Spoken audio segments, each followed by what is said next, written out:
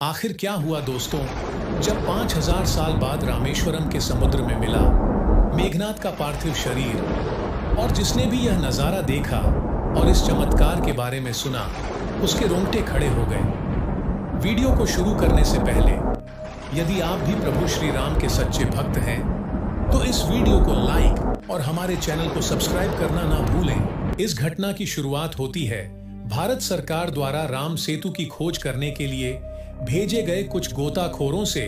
जब उन्होंने रामेश्वरम के समुद्र में छलांग लगाई तो उनका उद्देश्य था कि वो राम सेतु से जुड़े कोई साक्ष्य को ढूंढ पाए, लेकिन उन्हें इस बात का अंदाजा नहीं था उनका पाला मेघनाद की ऐसी शक्ति से होने वाला था जो उनके समुद्र में भी पसीने छुटवा दे। जब भारत सरकार द्वारा इन गोताखोरों की टीम को समुद्र के अंदर भेजा गया तो यह राम सेतु से जुड़े हुए साक्ष्य ढूंढ रहे थे।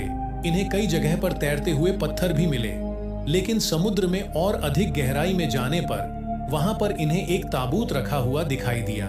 सभी गोताखोर बहुत ज्यादा डर रहे थे क्योंकि यह ताबूत श्रीलंका की सीमा के बहुत नजदीक मौजूद था। लेकिन सबके मन में यह आश्चर्य था कि कहीं ताबूत के अंदर सालों पुराना खजाना तो नहीं। जैसे तैसे हिम्मत जुटाकर जब उन्होंने उस ताबूत को खोला तो अंदर का नजारा देखकर सभी के रोंगटे खड़े हो गए, क्योंकि उस ताबूत के अंदर एक बहुत विशाल नर कंकाल मौजूद था। तभी चारों ओर से अचानक बहुत तेजी से हंसने की आवाजें आने लगी। सभी गोताखोर बहुत ज्यादा डर गए थे। इतने में ही पलक झपकते वह ताबूत कहीं गायब हो गया। लेकिन कुछ ही समय के पश्चात वह ताबूत उन्हें कहीं दूसरे स्थान पर दिखाई दिया। जब वह उसके पास जाते तो वह आश्चर्यजनक रूप से गायब हो जाता, मानो यह किसी की मायावी शक्ति की वजह से हो रहा हो। डर के मारे सभी गोताखोर राम सेतु का सबूत लेकर पुनः समुद्र से बाहर आ गए, लेकिन वो उस ताबूत को अपने हाथों से हिला भी नहीं पाए। लेकिन अब सभी के मन में एक ही सवाल उठ रहा था कि उस ताबूत के अंदर वह नर कंकाल किसका था, वह हंसने की तेज आवाज समुद्र के अंदर किसकी थी, और वह मायावी शक्ति कौन थी जो बार बार उस ताबूत की जगह परिवर्तन कर रही थी। उस समय के प्रसिद्ध प्रोफेसर जो कई सालों से रामायण के ऊपर शोध कर रहे थे, जब उन्होंने गोताखोरों के माध्यम से इस घटना के बारे में सुना तो उनके भी रोंगटे खड़े हो गए। उनका कहना था रामायण में केवल एकमात्र योद्धा ऐसा था जिसके पास इस तरह की मायावी शक्तियां थीं, जो अपनी शक्तियों से कई रूप धारण कर सकता था, जो अपनी शक्तियों से अपने रथ को गायब कर सकता था, जिसके मरने के बाद भी उसका कटा हुआ सर जोर जोर से हंस रहा था। उस महान योद्धा का नाम मेघनाद था। युद्ध के मैदान में सबका पसीना छुड़ाने वाला महान योद्धा मेघनाद लंकापति का सबसे बड़ा पुत्र था, और रावण की पहली पत्नी मंदोदरी ने मेघनाद को जन्म दिया था। लेकिन उन्होंने अपने पुत्र का नाम मेघनाद क्यों रखा, इसके पीछे भी एक घटना है। शास्त्रों के अनुसार जब मेघनाद का जन्म हुआ तो उसके रोने की आवाज एक साधारण बालक की तरह नहीं, बल्कि बादल की गड़गड़ाहट की तरह थी। इस वजह से उस बालक का नाम मेघनाद रखा गया। मेघनाद ने अपने पिता की तरह स्वर्ग पर अधिकार जमाया था। उसने इंद्र को पराजित कर दिया था। इंद्र को परास्त करने के कारण स्वयं ब्रह्मा जी ने इसका नाम मेघनाद रखा था।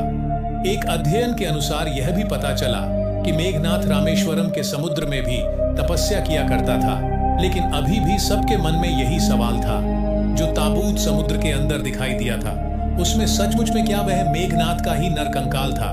जिसके बाद सभी वैज्ञानिक साक्ष्य जुटाने में जुट गए। उन्हें एक ऐसे सबूत की जरूरत थी जिसके आधार पर वह यह साबित कर सके कि समुद्र के अंदर आज भी एक ताबूत के अंदर मेघनाद का नर कंकाल मौजूद है। और फिर जो घटना सामने आई वह हमें रामायण में भी देखने को नहीं मिलती। इस घटना के बारे में आज से पहले आपको भी पता नहीं होगा, लेकिन जब आप जानेंगे तो आप भी हैरान रह जाएंगे। मेघनाद एक पितृभक्त था और वो अपने पिता को अपना सब कुछ मानता था। उसे पता था कि राम स्वयं भगवान है, फिर भी उसने पिता का साथ नहीं छोड़ा।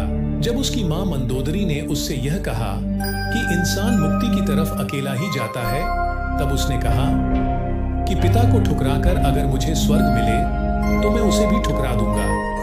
जब लक्ष्मण ने मेघनाद का वध किया तो लक्ष्मण जी ने उसके धड़ को शरीर से अलग कर दिया था, जिसके बाद प्रभु श्री राम ने शव अपने दूतों के हाथों रावण के दूतों को सौंप दिया था।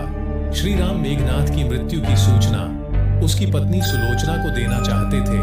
उन्होंने मेघनाथ की एक भुजा को बाण के द्वारा सुलोचना तक पहुंचा दिया, लेकिन उन्हें विश्वास नहीं हुआ कि मेरे पति की मृत्यु हो चुकी है। जिसके बाद सुलोचना ने रावण को अपने पति का कटा हुआ हाथ दिखाया और अपने पति का सर मांगना चाहा। सुलोचना रावण से बोली कि मैं एक पल भी जीवित नहीं रहना चाहती, मैं अब अपने पति के साथ सती होना चाहती हूं। तब रावण का कहना था कि तुम कुछ देर और इंतजार करो, मैं मेघनाथ का सिर शत्रुओं के सिर के साथ लेकर आऊंगा। लेकिन सुलोचना को रावण की बात पर बिल्कुल भी विश्वास नहीं था।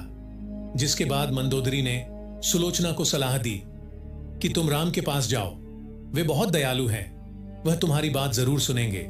और जब सुलोचना प्रभु श्री राम के पास पहुंची तो कहा, हे राम, मैं आपकी शरण में आई हूं, मेरे पति का सर मुझे लौटा दीजिए ताकि मैं सती हो सकूं।